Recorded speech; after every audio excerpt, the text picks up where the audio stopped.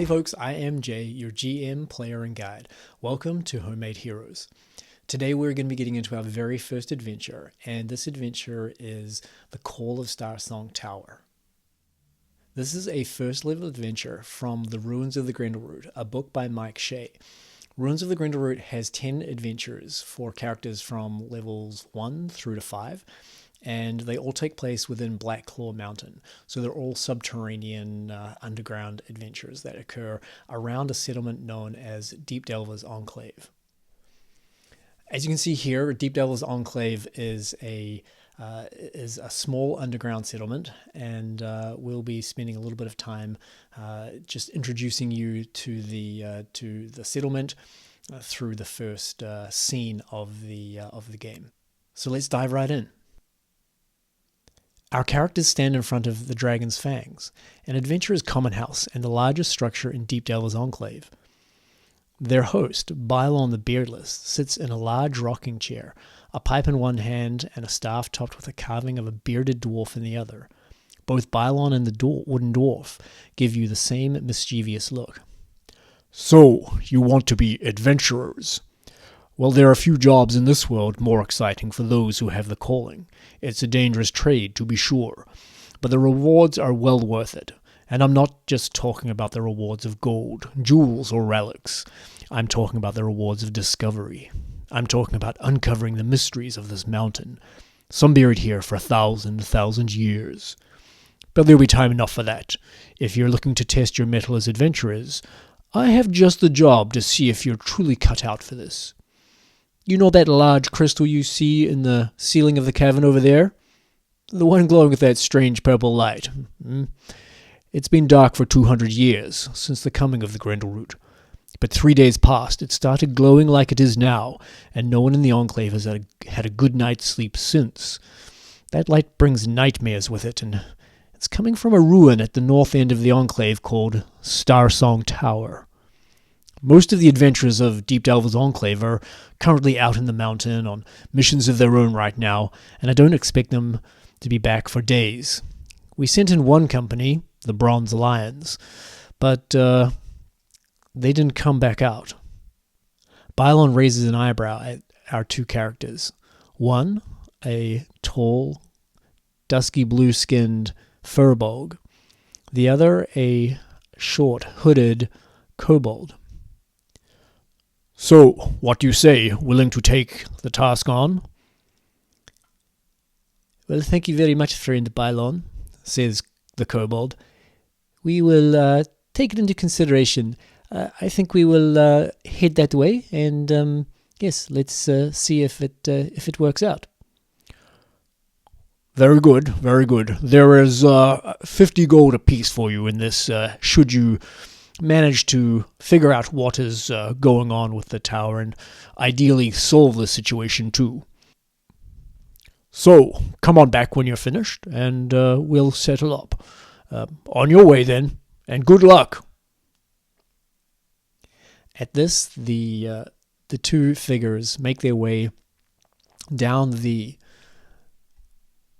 streets of Deepdelver's Enclave, passing by the Lucky Loot Tavern, Oldra's Library, Raven's Claw Inn, an inn built into the side of a stone column. They see the entry to the Evershady Bazaar. They go past the drop and end up standing in front of Starsong Tower.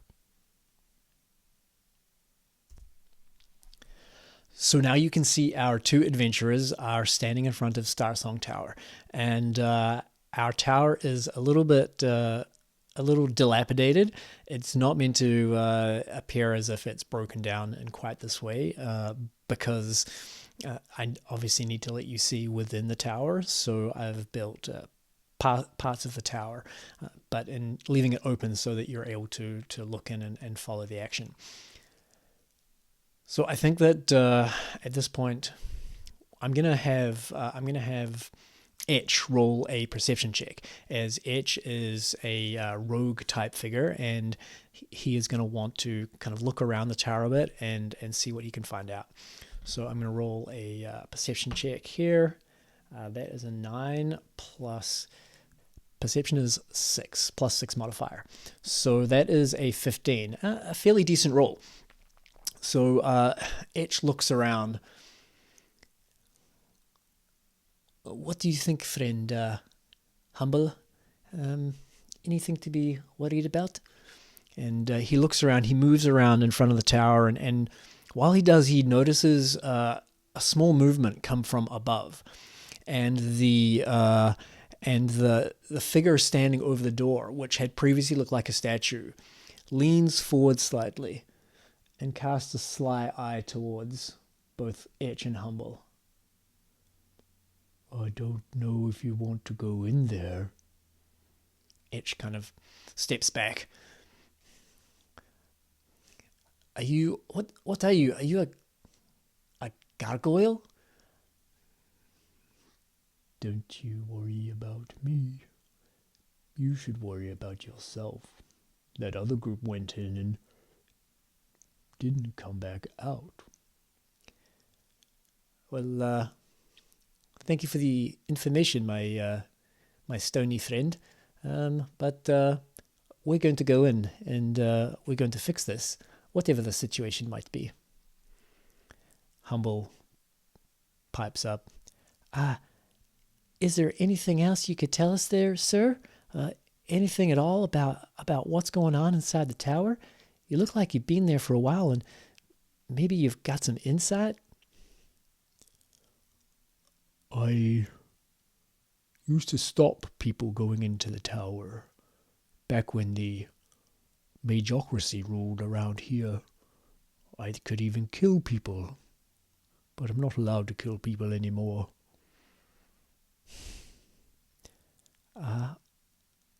Okay, says Plink. Etch, why don't you take a look around, maybe see if the door's unlocked? So Etch is going to take a look and checking the door. Let's see if we're going to use an oracle here.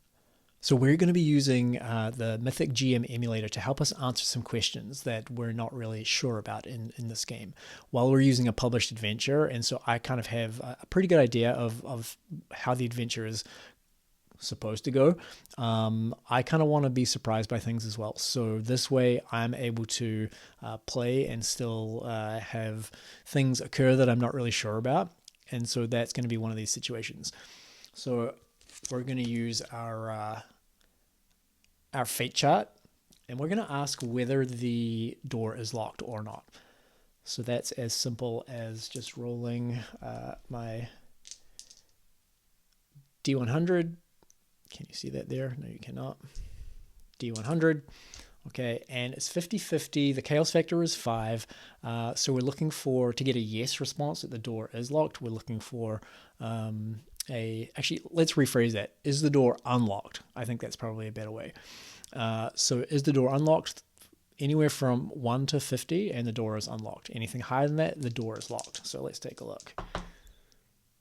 31. Okay, so 31 is a yes. Now, if it had been between 1 and 10, the answer would have been a strong yes, which would simply mean that, sorry, just putting that down, which would simply mean that that it's a yes and then something else. But it's a 31, so it's just a straight yes. So Etch kind of brings his hand forward and just pulls on the door slightly, and it swings freely in his hand. Well, I think that answers that question. Let's go in, Plink. I'll go in first, and you just stay close behind me. Edges the door open a little further and just kind of peeks through the 6-inch gap that sees open. He notices straight away that there is a purple light that is shining, a beam of light, in fact, that's shining from the floor to the ceiling with a kind of a purple radiance. And that radiance sort of washes out in a zone of purple light around the central beam. He also notices that that there are some figures standing around the light, and there is it looks like a dais and a throne of some sort at the far end. Let's roll another perception check to see if he can pick out anything else. Okay, that's a 15 plus 6, 21. A really good roll. So the other things that Etch notices are that the figures standing around the light seem to be very still, like preternaturally still. And he picks out that they're actually statues. He also notices over on the back corners of the room a couple of figures lying on the ground. So Etch opens the door wider and moves on into the doorway of the tower. So this is what Etch sees as he steps through the doorway and into the first floor room of the tower beyond.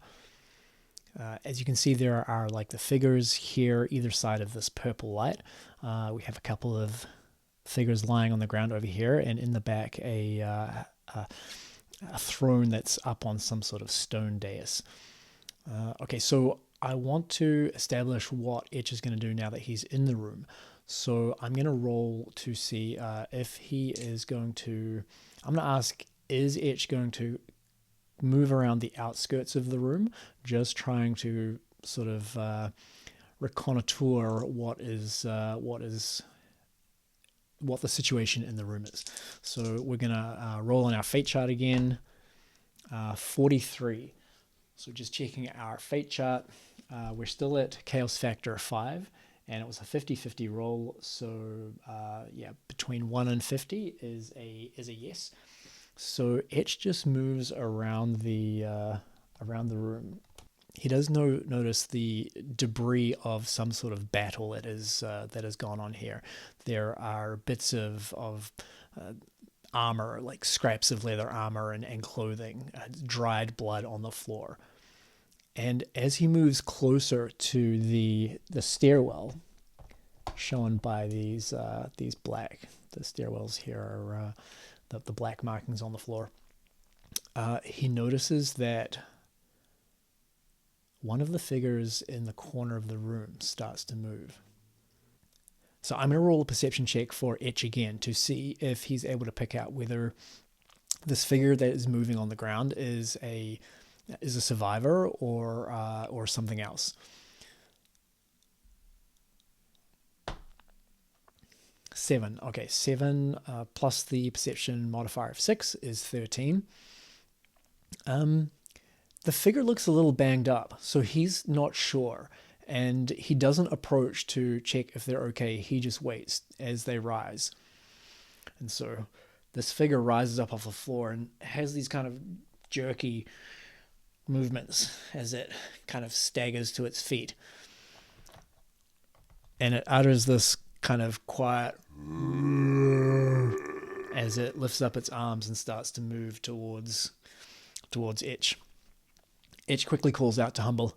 Humble, I don't know what exactly this is, but something is happening. It doesn't seem like it's a survivor.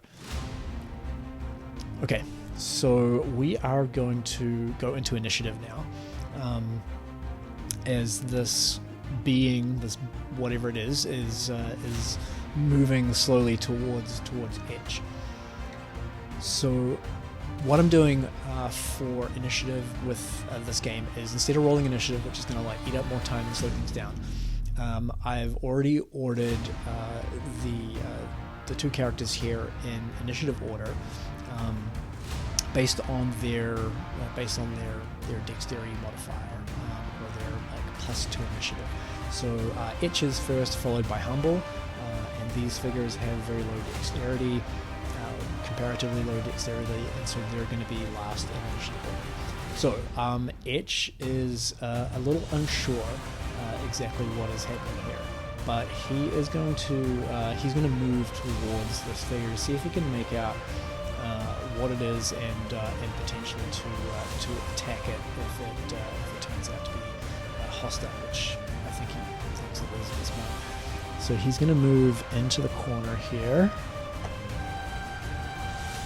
So Etch has moved into the corner, and let's just roll an intelligence check to see if he's able to, or like an intelligence history check to see if he's able to pick out like what this being is.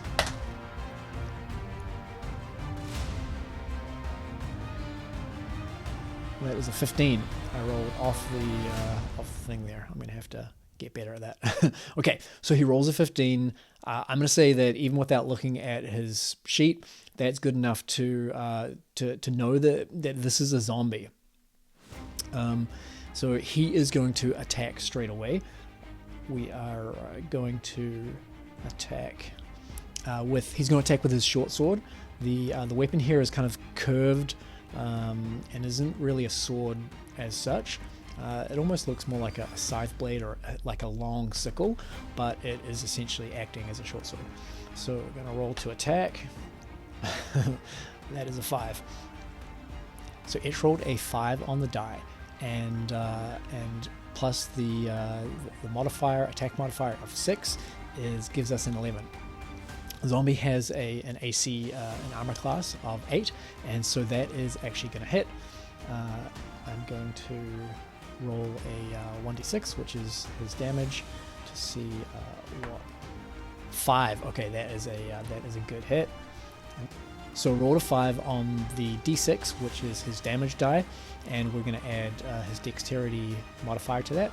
So it is 5 plus 4 is 9 total.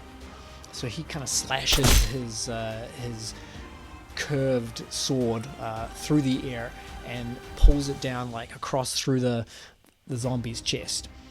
The zombie groans and sort of like slumps to the side slightly as it is hit, but continues to stand and sort of like lurches towards him again, like. Okay, so let me just mark down here.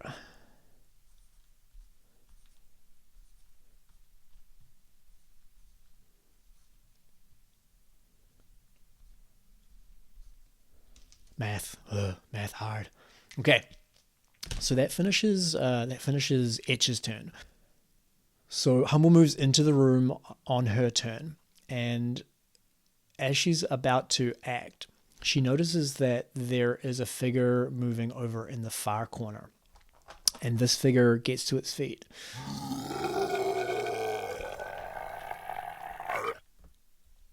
She notices something else. And let's see if what happens here. Oh, 5. That is a horrible attack roll.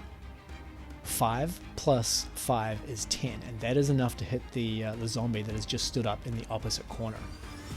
So what Humble notices is that an arrow suddenly flies out, seemingly of nowhere, and is suddenly like stuck into the zombie's chest with the feathered end of the arrow just kind of like quivering a little bit.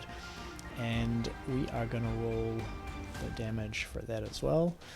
So it's going to be okay, 5 again. So 5 plus 3 in this case is the damage modifier from dexterity, and so that is 8. So our second zombie suffers 8 damage.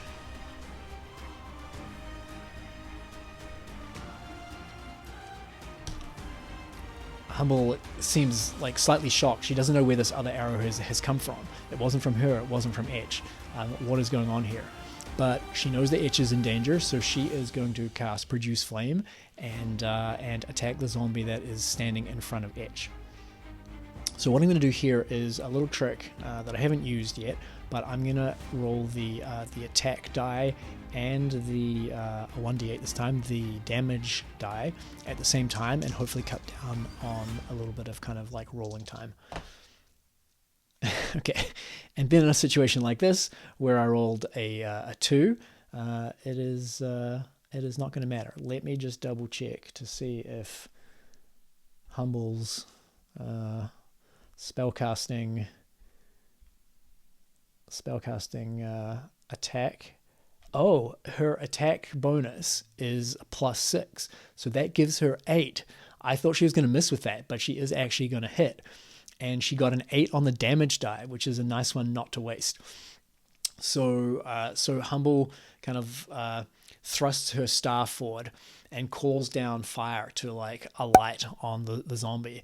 The zombie kind of writhes a little bit and sort of like slaps at itself and puts out the fire quickly, but suffers 8 damage in the meantime. So that is bringing out the zombie down. Is starting to look the zombie's starting to look bloodied.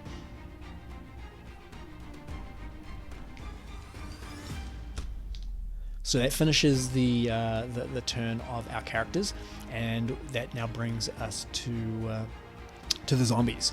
So the zombie, I'm going to roll 1 die for each zombie, purple for the one in front of Etch, and the black and maroon for the one that's over in the far corner. And we are going to, let me just double check their damage.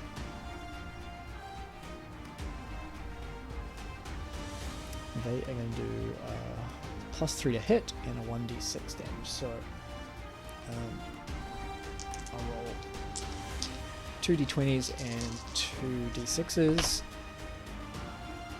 Okay, so the one in the corner here in front of Etch was the purple die. That rolled a 15. +3 is 18. That is definitely going to hit Etch. And the damage die for that one was the purple one, 2, and it is a 2.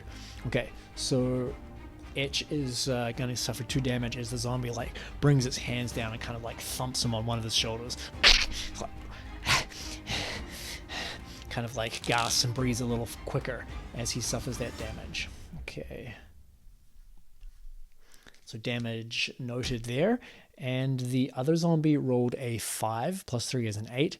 And we can't even, sorry, that zombie hasn't moved. That zombie is going to like move to the stairwell and is going to be trying to attack something that seems seemingly down the stairwell. The attack is not going to hit because it doesn't reach the armor class. So we now move again into our round 2. Etch is going to do another attack. So we'll roll the d20 and the damage die together. 16, nice. 16 plus, it was +6 is 22, definitely hits. A 5 on the die, +4, so that's another 9. He cuts in like a serpentine shape in this kind of this weaving slice that cuts through the zombie from the top to the bottom, and the zombie's like just kind of like slumps down into the corner, collapsing. Etch quickly turns and looks at the other zombie and is going to run in that direction. Actually, you know what? I don't know, because I think at this point he's noticed that arrow. He knows that Humble doesn't... well, let's see if he notices the arrow. Okay. So we're going to roll... I'm going to say it's a 50-50. So the heat of battle, does he notice the arrow? Let's take a look. That is an 8. Okay, so an 8, again on the fate chart at 50-50, chaos factor of 5 is going to be like a definite yes. Sorry, that's not even the right term. Let me check. An exceptional yes is the correct terminology. So that's going to be an exceptional yes, because exceptional yes was from 1 to 10. So he does notice the arrow, and so he knows there's somebody else here. Humble doesn't use a bow. The question is he going to approach to try and help? My tendency is to think yes, but let's roll. Well, let's roll like on our fate chart again. So anything from a, yes, because it's a 10. I tend to say yes. So we're gonna say it's a likely thing. So that means that we're going to be looking for. Let me see. Anywhere up to 65 is going to be a yes. He is going to like approach to see if he can help. Okay, 34. All right. Loving these 30s today. So he is going to run closer, and we're going to put him like just out of reach of that zombie. And that then finishes his turn. Humble is going to call out, Etch, I think we have company, and I'm not talking about the zombies. And she is just going to, kick up and roll on that zombie with Produce Flame again. That is a 15, sure to hit, even without like any modifiers, and that is a 6 damage. Okay, so that zombie, much like the one in the other corner, suddenly has flames wreathing it. They don't last very long, but it kind of pats itself and sort of like tries to pat the flames out. The flames, these must be smart zombies. The flames sort of sputter and then go out, and a little kind of cloud of smoke rises above him. So that means that this zombie is also looking bloodied. Etch calls out, "Very good, Humble. Keep those flames coming." At this point, a voice from down in the stairwell, where the zombie is standing.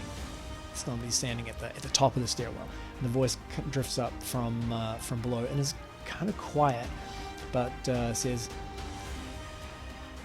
"I'd very much like some help down here, if that's all the same to you. Could you take care of the zombie?" And as that voice echoes out, there is also another arrow flies out. Let's see if it hits. Okay, that is an 11. 11 hits. It was 11 plus 3, so 11 plus 5, sorry. So that's 16. It definitely hits. And the damage is a 6. 6 plus 3, 9.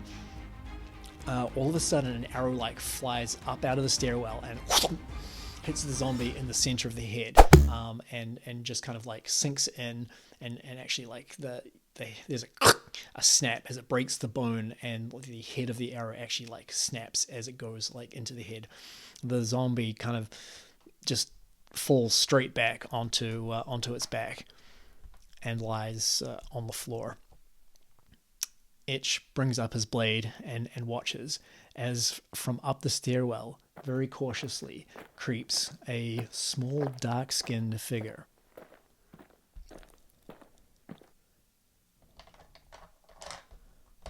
Out of the way, zombie. Okay, I'm going to put that over there.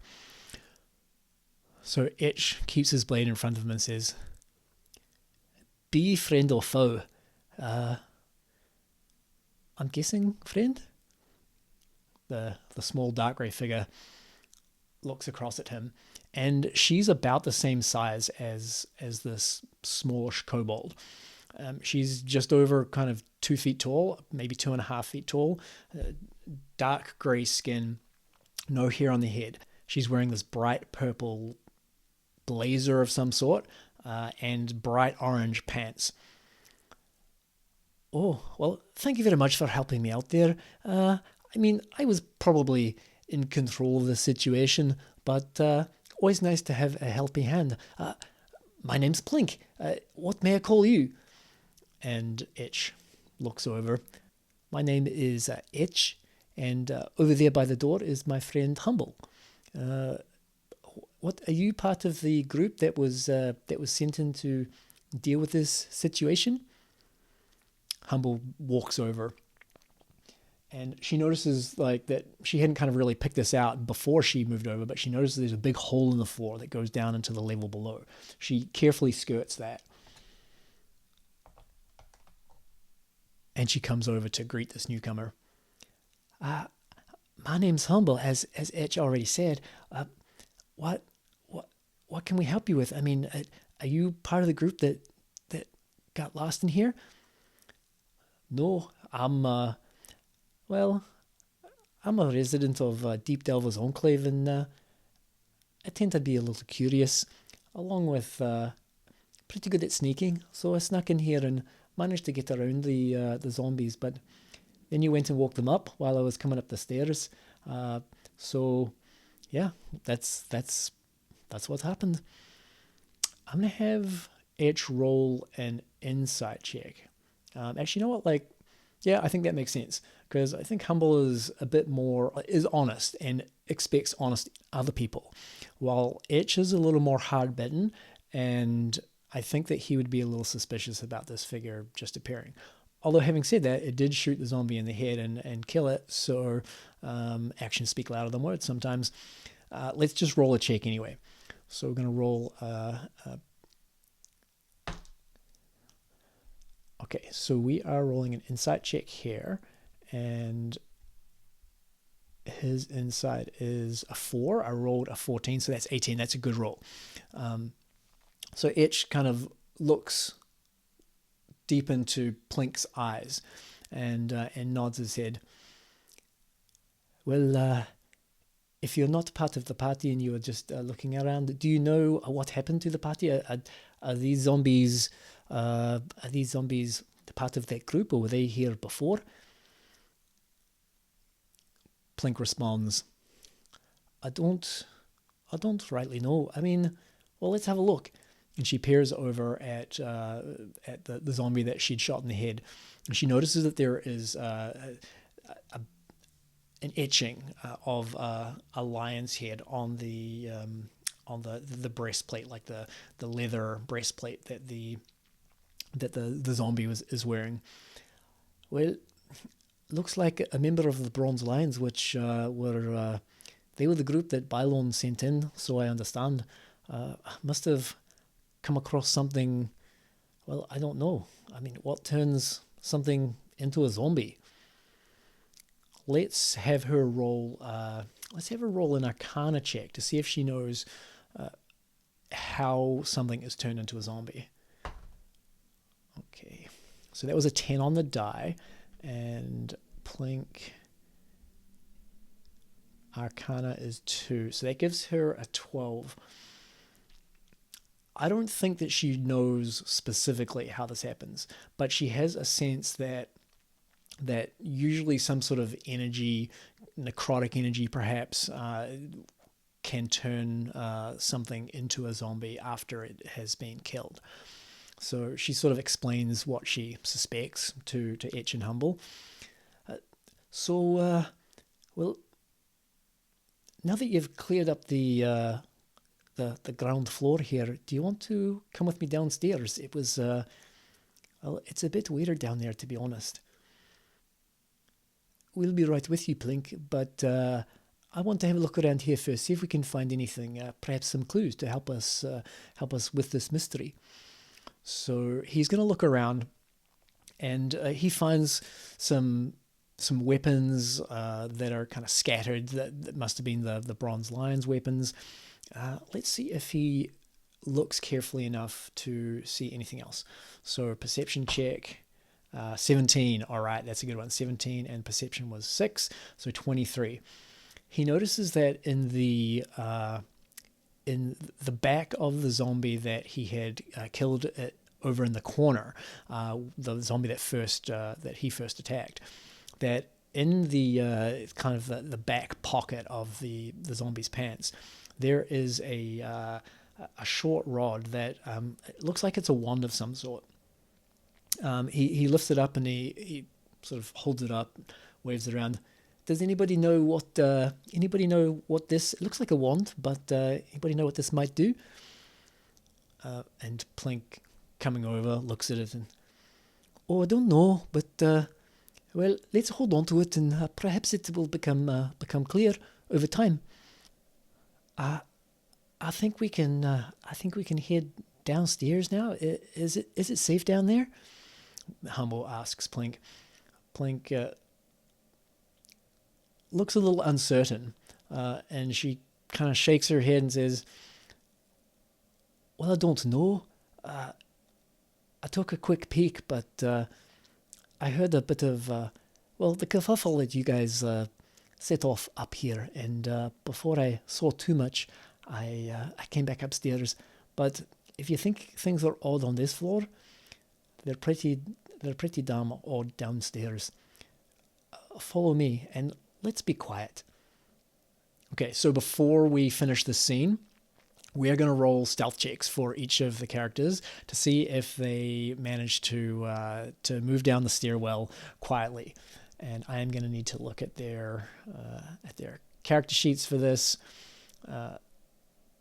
So Etch has a +4 to stealth. Plink has a +7 to stealth, and Humble is +3. So +4, +7, +3. So I'm going to roll for Etch first. That is a 6. +3 is a 9. That's not very good. We'll roll for Plink. That's a 9 plus a 7 is a 16. That is pretty good, and that is a natural 1 from Humble. So we're going to leave it there. We're going to see what happens as they move down the stairs in our second scene for the ruins of the Grendleroot. Hopefully you enjoyed watching today. If you did, please like and leave a comment, ask a question, and if you're interested in seeing more from us, go ahead and subscribe. Thanks a lot, and we'll see you real soon.